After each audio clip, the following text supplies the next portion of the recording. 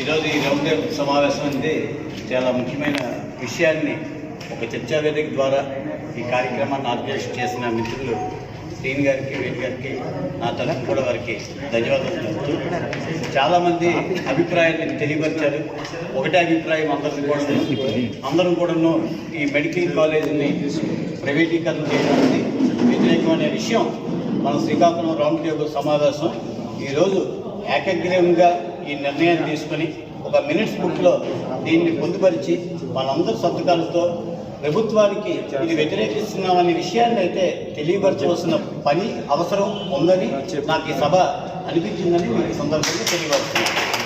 రెండోది, ఇప్పటి నుంచి మనం ఏం చేస్తామని కూడా కార్యాచరణ ఎవరైతే దీని నాయకత్వం వహిస్తామనుకుంటున్నామో ఈరోజు ఇక్కడితో ముగించుకుంటా రేపటి నుంచి కూడా మన కార్యాచరణ ఏం చేస్తామని చాలామంది చాలా మంచి అభిప్రాయాలు చెప్పారు.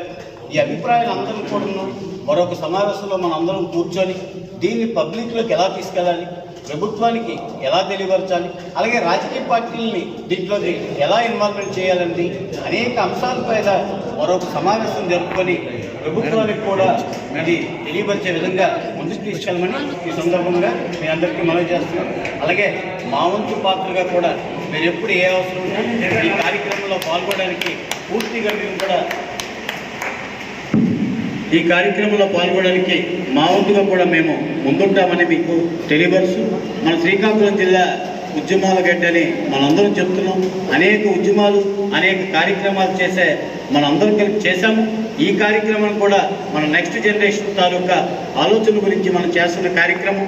దీంట్లో ఎవరు వ్యక్తిగత స్వార్థం గురించి కానీ ఎవరికి లేదు కాబట్టి మనం 100% ఈ రాష్ట్రంలో ఈ శ్రీకాకుళం నుంచి ఈ సమావేశం ఈ రాష్ట్రానికి ఒక మెసేజ్గా అందించాలని మనందరం కూడా మంచి నిర్ణయం ఈ సందర్భంగా తెలియపరుస్తూ దీంట్లో ప్రధానమైన అంశం ఒకటే, 17 మెడికల్ కాలేజీలని మనం అనుకుంటున్నాం. ఈ రాష్ట్రంలో ప్రైవేటీకరణ చేయడం వల్ల వచ్చే నష్టం ఈరోజు అన్ని గవర్నమెంట్ కాలేజీలు కూడా మనం గవర్నమెంట్ హాస్పిటల్స్ కూడా కోల్పోతామనే విషయం గమనించవలసిన విషయం. ఎప్పుడైనా గవర్నమెంట్ ఎక్కడైతే మెడికల్ కాలేజీలు ఉంటాయో అక్కడ ప్రక్కన 100% గవర్నమెంట్ హాస్పిటల్ కూడా వస్తాయి.